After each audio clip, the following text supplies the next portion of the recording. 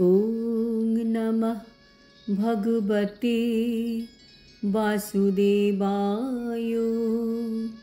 শ্রীমদ্ ভগবদ গীতা নবম অধ্যায় রাজগুহ্যযোগ।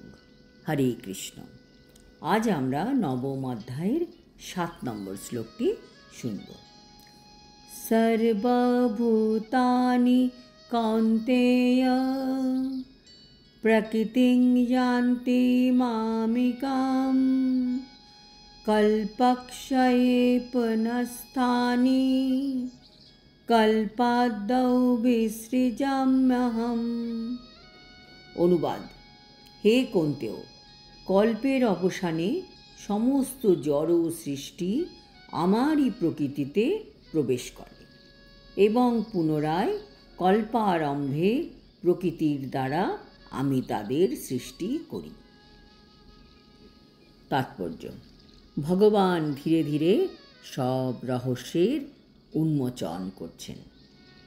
কিভাবে চলে এই জগৎ সংসার, আর কে চালাচ্ছে এই জগৎ সংসারকে, কিভাবে সৃষ্টি হচ্ছে আর কিভাবে সব কিছু ধ্বংস হয়ে যাচ্ছে, এইগুলি ভগবান আমাদের কাছে ব্যাখ্যা করছেন। কল্প কথাটি এখানে বলা হয়েছে। কল্প কি? কল্প হচ্ছে ব্রহ্মার জীবনের একটি দিনকে বোঝানো হয়। আবার কল্প বলতে ব্রহ্মার এন্টায়ার লাইফ টাইমকেও বোঝানো হয়। ব্রহ্মার সমগ্র আয়ুকেও অনেক সময় কল্প বলা হয়। এই জড়জগতের সৃষ্টি, স্থিতি ও প্রলয় পরমেশ্বর ভগবানের ইচ্ছার উপর সম্পূর্ণভাবে নির্ভর করে। কল্পের অবসানে কথাটির অর্থ ব্রহ্মার মৃত্যু হলে। ব্রহ্মার আয়ু 100 বছর, আর তার একদিন হচ্ছে পৃথিবীর 430 কোটি বছরের সমান। তার রাত্রির স্থিতিকালও একই। তার 1 মাস এই রকম 30 দিন ও রাত্রির সমন্বয়। এই রকম 12টি মাসে তার 1 বছর হয়। তো এই রকম 100 বছর পরে ব্রহ্মার যখন মৃত্যু হয় তখন প্রলয় হয়।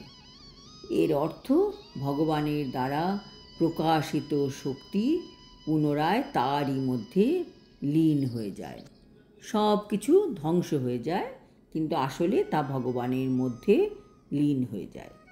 তারপরে আবার যখন জড় জগতের সৃষ্টির প্রয়োজন হয় তখন তাঁরই ইচ্ছা অনুসারে তা সম্পন্ন হয়। বহু শ্যাম, এক হয়েও আমি বহুরূপ ধারণ করব। মানে হচ্ছে এক হয়েও আমি বহুরূপ ধারণ করব। এটি বৈদিক সূত্র থেকে নেওয়া হয়েছে। তিনি নিজেকে এই মায়া শক্তিতে বিস্তার করেন এবং তার ফলে সমস্ত জড় জগৎ পুনরায় প্রকট হয়। আজ এই পর্যন্ত। আগামী শ্লোকে ভগবান বিস্তারিতভাবে বলবেন কিভাবে জড় জগৎ প্রকৃতির অধীন, আর এই প্রকৃতি কিভাবে ভগবানের দ্বারা চালিত হচ্ছে। হরি ওম তৎসৎ। হরে কৃষ্ণ।